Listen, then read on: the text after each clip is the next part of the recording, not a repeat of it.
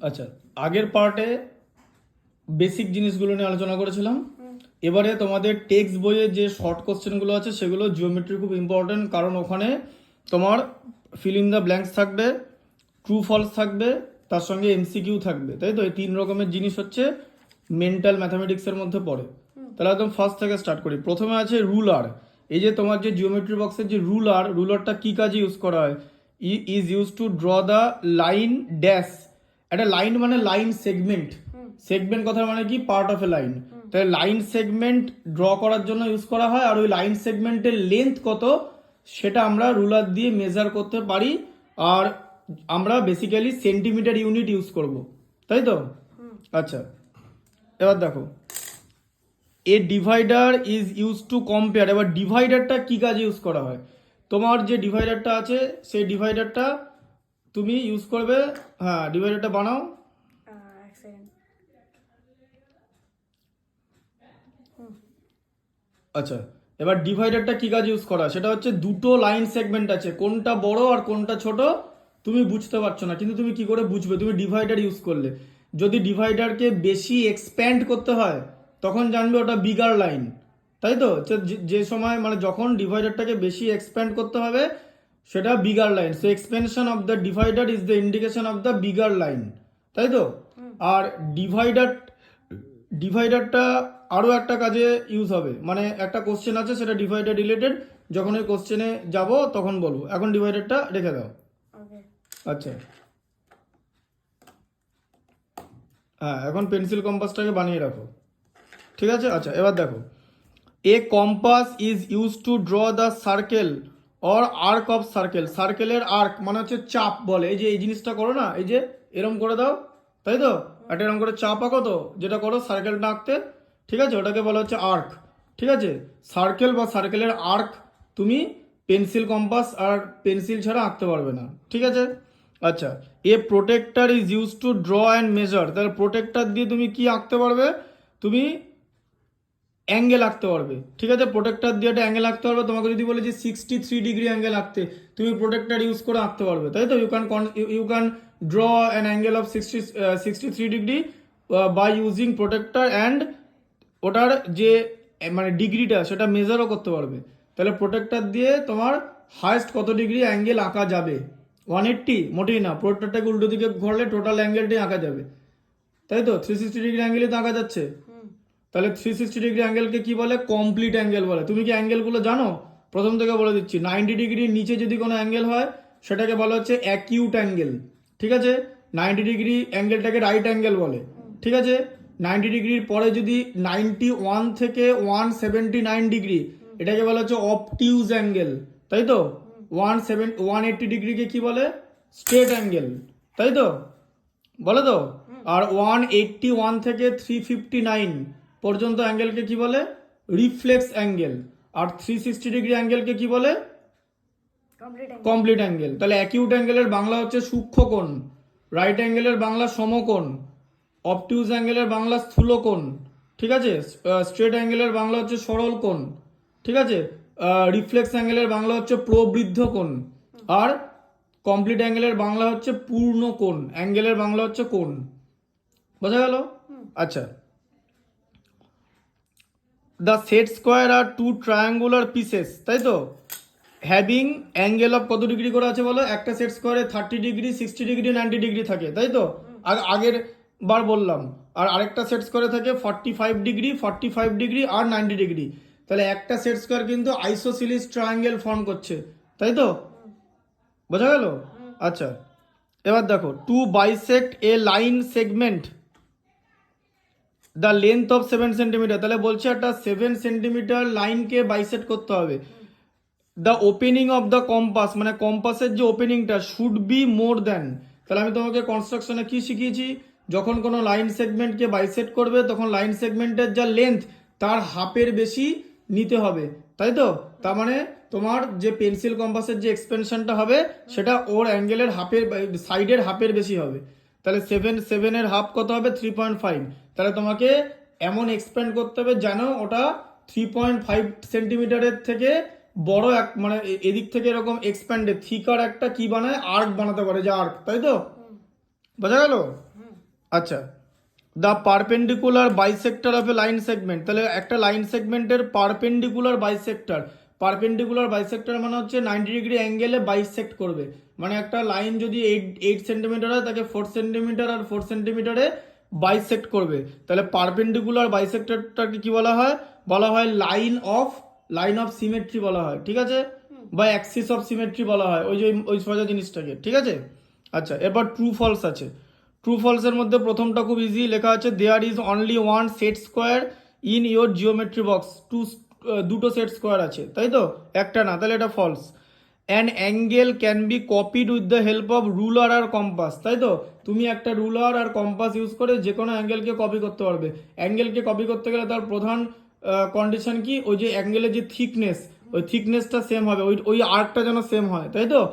মানে প্রথমে একটা অ্যাঙ্গেল আঁকবো, থিকনেসটা দেখবো, সেই থিকনেসটাকে এরকম কপি করবো। Actually I am copying the thickness, দিয়ে কি করতে হবে? দুটো পয়েন্ট তোমাকে মিলিয়ে দিতে হবে, তাই তো, বোঝা গেল? আচ্ছা, তারপর কি আছে? The perpendicular bisector of a line segment can be drawn by paper folding. Paper folding করে তুমি পারপেন্ডিকুলার বাইসেক্টর করতে পারো। কিরম করে? তুমি প্রথমে একটা পেপার নেবে, সেই পেপারটা 8 সেন্টিমিটার একটা পেপার নেবে, দিয়ে এমনভাবে করবে যেন ওটা ইকুয়াল করে মানে ইকুয়াল করে হচ্ছে, পেপারটাকে ভাঁজ করে দিয়ে দেখলে যে দুদিকই সমান, দিয়ে পেপারটাকে এরকম খুলে দেবে, দেখবে যে ভাঁজের জায়গাটা হয়ে যাবে পারপেন্ডিকুলার বাইসেক্টর, বোঝা গেল? তাহলে ফোল্ডিং করলে হয় তো। আবার আবার তুমি perpendicular to A line from a given point not on it, মানে একটা আউটসাইড লাইন থেকে, সেটাও কিন্তু পেপার ফোল্ডিং দিয়ে করতে পারবে, ঠিক আছে, পেপার ফোল্ডিং দিয়ে এগুলো করা যায়। আচ্ছা, এবার দেখো কি লেখা আছে। লেখা আছে a 45 degree 90 degree set square and a protractor have the same number of line of symmetry. ওদের একটা করে লাইন অফ সিমেট্রি আছে, কেন? কারণ তুমি তোমার প্রোটেক্টরটা তোলো, প্রোটেক্টরটার দুটো দিক সমান, দেখেছো, মাঝখানে একটা অ্যাক্সিসটা আছে, এদিকেও যাও ওদিকেও তাই, ঠিক আছে, বোঝা গেল? আচ্ছা,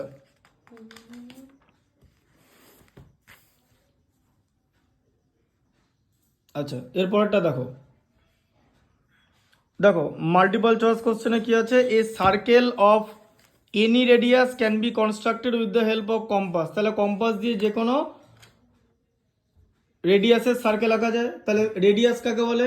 যে সার্কেলের যে সেন্টার, সেই সেন্টার থেকে যে মানে সার্কামফারেন্স, ওই লাইনটা, ঠিক আছে, যেটা এরকম গোল করে ঘুরছে, সেই লাইনের পর্যন্ত যে স্ট্রেট লাইনটা যাবে সেটাকে রেডিয়াস বলে, তাই তো, রেডিয়াস বলে। সার্কেলের সেন্টার থেকে যে লাইনটা যাচ্ছে তাকে তো রেডিয়াস বলে।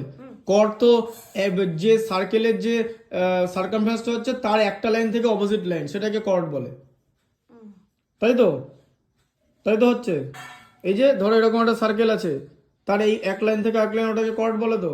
পরের দিন দেখিয়ে দেবো যখন কনস্ট্রাকশনটা বোঝানো হবে, ঠিক আছে। আচ্ছা, পরটা দেখো। The instrument in a geometry box having the shape of A semi circle, ঠিক আছে, তাহলে সেমি সার্কেলের মধ্যে কি কি এমন জিনিস দেখতে? Protractor, exactly looks like a semi circle, ঠিক আছে। আচ্ছা, তারপর the instrument to measure an angle, কি দিয়ে অ্যাঙ্গেল মেজার করা যাবে? প্রোট্রাক্টর দিয়ে একদম easily. Which of the following angle can not be constructed using ruler আর কম্পাস, রুল আর কম্পাস দিয়ে তুমি কি আঁকতে পারবে না? লেখা আছে 15 ডিগ্রি, 15 ডিগ্রি কি আঁকতে পারবে না পারবে না? আঁকতে পারবো 15 ডিগ্রি, কেন বলো তো? কিরকম করে 15 ডিগ্রি আঁকবো জানো তো? হ্যাঁ, বলবো। প্রথমে একটা 60 ডিগ্রি অ্যাঙ্গেল নেবো, সেই 60 ডিগ্রি অ্যাঙ্গেলটাকে বাইসেট করবো, 30 হবে তো, আবার 30টাকে বাইসেট করে দেবো, 15 হয়ে গেল তো। 60কে বাইসেট করলে কত হবে? 30 করে দুটো কম্পোনেন্ট পাবো তো, তাদের মধ্যে একটাকে বাইসেট করে দিলে 15 পেয়ে যাবো তো, তাহলে 15 পারবো। 45ও পাবো তো, 60 ডিগ্রি অ্যাঙ্গেল নিলাম, বাইসেট করে 30 পেলাম, আবার বাইসেট করে 15 পেলাম তো, দিয়ে তিনটে বাইসেট নিয়ে নেবো, তিনটে কম্পাউন্ড নিয়ে নেবো, 15 15 15, 60-র মধ্যে 4টে 15 আছে, তাই না? প্রথমে 60 ডিগ্রি অ্যাঙ্গেল নিলাম, দিয়ে ওটাকে বাইসেট করলাম তো, বাইসেট করলে কত কত করে পাবো? 30 করে পাবো তো, 30টাকে বাইসেট করে 15, আবার 30টাকে বাইসেট করে 15, তাহলে একটা অ্যাঙ্গেলের ভেতরে 4টে ইকুয়াল কম্পাউন্ড হবে তো, হ্যাঁ না না, 4টে 15 হবে তো, ওদের মধ্যে প্রথম 3টে 15কে নিয়ে নেবো, এই যে 45 হয়ে যাবে, হ্যাঁ না না, হবে তো, তাই তো। আচ্ছা, দিয়ে এখন বলবে যে 75 তাহলে কি করে আঁকবো? 60 আঁকা হয়ে গেল তো, একটা 15 মাপ নিয়ে ওখানে এঁকে দেবে, আরেকটা এক্সট্রা বাড়িয়ে দেবে, তাহলে তো 75 হয়ে গেলো। 60 প্লাস 15 75, তাই তো? হলো তো? ঢুকলো মাথায় হ্যাঁ। কনসেপ্টটা? আচ্ছা, নাহলে আরেকটা কি উপায়?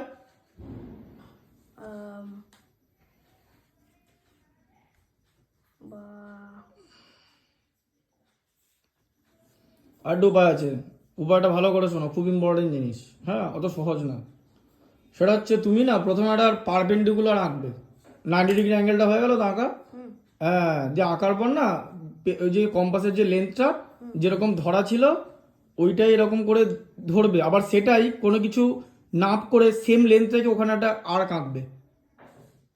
প্রথমে যে ছবিটা আজকে আঁকলাম 60 ডিগ্রি অ্যাঙ্গেল হবে, যদি লেন্থ আমরা চেঞ্জ না করি তাহলে আমরা একটা 60 ডিগ্রি অ্যাঙ্গেল পাই, তাই তো?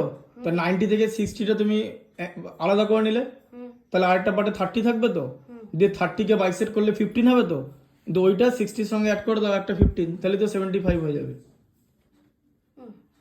ঠিক আছে, পরের দিন তোমাকে ভালো করে ছবিতে দেখানো হবে এই জিনিসটা, যে 75 ডিগ্রি অ্যাঙ্গেল আমরা কি করে আঁকবো, কিন্তু 85 ডিগ্রি এরকম করে করতে পারবো না। ঠিক আছে, বোঝা গেল? 85 ডিগ্রি করতে পারবো না, বুঝলে ব্যাপারটা? আচ্ছা, তাই 85 ডিগ্রির এমন একটা অ্যাঙ্গেল যেটা রুলার আর কম্পাস ইউজ করে করা যাবে না। কপি করা যাবে কিন্তু আঁকা যাবে না। তারপরটা দেখো, the number of perpendicular that can be drawn to a line from a point on it, তাহলে একটা পয়েন্ট থেকে কটা পারপেন্ডিকুলার আঁকা যাবে? একটাই পারপেন্ডিকুলার আঁকা যাবে একটা পয়েন্ট থেকে। ঠিক আছে, মানে একটা লাইনের বাইরে একটা পয়েন্ট আছে, সেই পয়েন্ট থেকে একটাই পারপেন্ডিকুলার আঁকা যাবে। ঠিক আছে, বুঝতে পারলে? অন্য আর পারপেন্ডিকুলার আঁকা যাবে না, অন্য পারপেন্ডিকুলার আঁকতে গেলে আলাদা পয়েন্ট নিয়ে নিতে হবে। ঠিক আছে, আচ্ছা, the number of perpendicular bisector can be ড্রন two a given line segment হচ্ছে 1। ঠিক আছে, একটা পয়েন্ট থেকে, মানে ব্যাপারটা হচ্ছে the number of perpendicular bisector that can be ড্রন on a given line segment, তাহলে একটাই পারপেন্ডিকুলার বাইসেক্টর রাখতে পারবে। তার কারণ একটা লাইনকে তো একটা লাইনই তো বাইসেক্ট করে, দুটো তো করবে না। তার মানে 8 সেন্টিমিটার লাইন হলে 4 সেন্টিমিটারকে বাইসেক্ট করবে, এরকম একটাই অ্যাক্সিস অফ সিমেট্রি করতে পারবে। ঠিক আছে, বুঝতে পারলে? হ্যাঁ, লাইন অফ সিমেট্রি একটাই পাবে।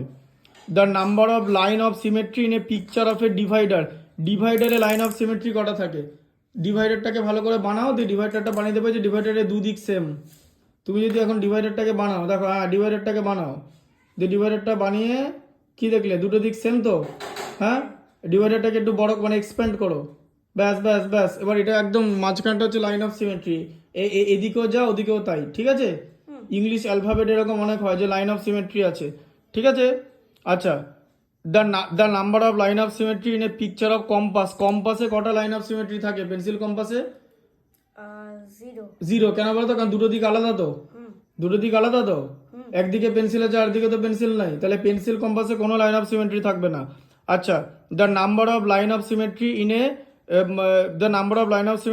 রুলার, ঠিক আছে, রুলারের লাইন অফ সিমেট্রি কটা আছে? একটা। দুটো।